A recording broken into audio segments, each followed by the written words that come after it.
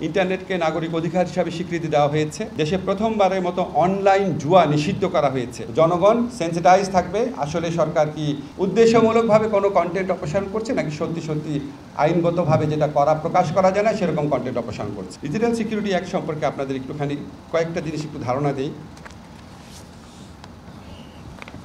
সেটা হচ্ছে প্রথমেই বলি, এই প্রস্তাবিত যে অধ্যাদেশ আছে এখানে প্রথমবারের মতো ইন্টারনেটকে নাগরিক অধিকার হিসাবে স্বীকৃতি দেওয়া হয়েছে। দেশে প্রথমবারের মতো অনলাইন জুয়া নিষিদ্ধ করা হয়েছে। প্রথমবারের মতো সাইবার স্পেসে নারী শিশু নির্যাতন এবং যৌন হয়রানিকে শাস্তিযোগ্য অপরাধ হিসেবে স্বীকৃতি দেওয়া হয়েছে।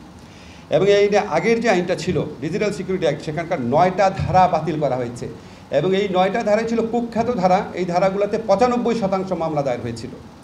এই মামলাগুলো এখন স্বয়ংক্রিয়ভাবে বাতিল হয়ে যাবে। এছাড়া কিছু কিছু যে আর্টিকেল আছে সেগুলিকে পরিবর্তন করা হয়েছে এবং স্পিচ অফেন্স বা কথা বলে বা মতামত প্রকাশ করে যে অপরাধ, সেখানে মাত্র 2টা অপরাধ রাখা হয়েছে। একটা হচ্ছে নারী ও শিশুর প্রতি যৌন নির্যাতনমূলক কন্টেন্ট প্রকাশ, হুমকি দেওয়া, আর এটা হচ্ছে ধর্মীয় ঘৃণা ছড়ানো, যে ঘৃণা ছড়ানোর মধ্যে দিয়ে সহিংসতাকে উস্কে দেওয়া হয়। মানে ধর্মীয় ঘৃণাও এটাকে একটা খুব কঠোরভাবে সংজ্ঞায়িত করা হয়েছে যাতে ভুল বুঝাবুঝি না হয়, কেউ কাউকে হয়রানি করতে না পারে। ধর্মীয় উস্কানিমূলক বক্তব্য বা যে কোনো কন্টেন্ট যেটার কারণে সহিংসতা উস্কে যেতে পারে সেটাকে শাস্তিযোগ্য অপরাধ করা হয়েছে। এছাড়া আপনার দক্ষিণ এশিয়াতে প্রথমবারের মতো এখানে আর্টিফিশিয়াল ইন্টেলিজেন্সের মাধ্যমে যদি আপনার কোনো সাইবার অপরাধ করা হয় সেটাকে শাস্তিযোগ্য করা হয়েছে। আর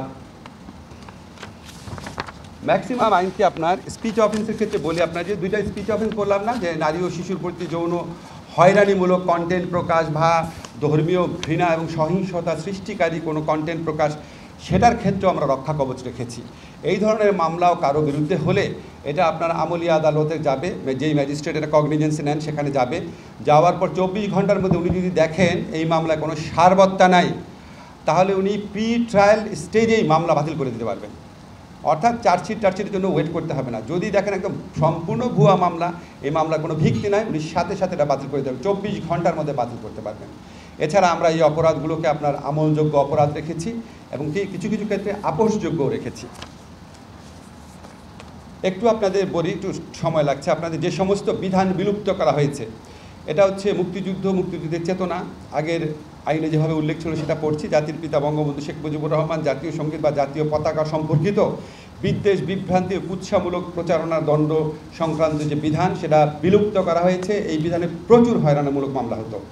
মানহানিকর তথ্য প্রকাশ, প্রচার ইত্যাদির জন্য দণ্ড প্রকাশের বিধান, এটা প্রচুর মামলা হতো। আপনারা জানেন অনেক সাংবাদিকও এই মামলার ভিকটিম হয়েছেন। এই ধারা সম্পূর্ণ বাতিল করা হয়েছে। আর এটা জানেন যে provocation to law and order situation, আইন শৃঙ্খলা পরিস্থিতির অবনতি ঘটতে পারে এই ধরনের কোনো কন্টেন্ট বা কথাবার্তা বলা, এটা কেন প্রচুর মামলা হতো, এটাও সম্পূর্ণ বিলুপ্ত করা হয়েছে। আক্রমণাত্মক, মিথ্যা বা ভীতি প্রদর্শক তথ্যবার্তা প্রকাশ ইত্যাদিকে সম্পূর্ণ বিলুপ্ত করা হয়েছে। যেগুলি বিলুপ্ত করা হয়েছে 9টা ধারার মধ্যে সবচেয়ে বেশি যেগুলিতে মামলা হতো শুধু সেগুলি আমি উল্লেখ করলাম। এই যে আপনাদের বললাম যে 9টা ধারা বাতিল হয়েছে, এই 9টা ধারাতে 95% মামলা বিগত ফ্যাসিস্ট আমলে দায়ের করা হতো। এই মামলাগুলো এখন থেকে স্বয়ংক্রিয়ভাবে বাতিল হয়ে যাবে, স্বয়ংক্রিয়ভাবে। এই আইনটা যেদিন গেজেট নোটিফিকেশন হবে তার আগের দিন পর্যন্ত এই 9টা ধারায় যত মামলা হয়েছে তা স্বয়ংক্রিয়ভাবে বাতিল হয়ে যাবে। এছাড়া ইতিপূর্বে বিভিন্ন ধারায় যে মামলা করা হয়েছিল কিছু কিছু ধারায়, সেই সমস্ত ধারার মামলা বাতিল হয়ে যাবে। যেমন সাইবার সন্ত্রাসী কার্য সংগঠনের অপরাধ দণ্ড, পরিচয় প্রতারণা এবং ছদ্মবেশ ধারণের দণ্ড, এই ধারাগুলো কিন্তু আমাদের আইনে আছে, কিন্তু সংজ্ঞাটা এমনভাবে পরিবর্তিত হয়েছে যে আগের ধারার যে মামলাগুলো সেগুলি আর টিকে থাকবে না। নতুন আইনে আমরা জামিনযোগ্য ধারা করেছি, যেমন সাইবার স্পেসে জালিয়াতির অপরাধ, তারপর হচ্ছে ট্রানজ্যাকশনের অপরাধ, ধর্মীয় বা জাতিগত বিষয়ে সহিংসতা, ঘৃণা বিদ্বেষমূলক তথ্য প্রকাশ, যৌন হয়রানি, ব্ল্যাকমেইলিং, অশ্লীল বিষয়বস্তু প্রকাশ, অর্থাৎ স্পিচ অফেন্স, কথা বলে বা মতামত প্রকাশের মাধ্যমে যে অপরাধগুলো হতো এগুলি সব কিছু জামিনযোগ্য করা হয়েছে।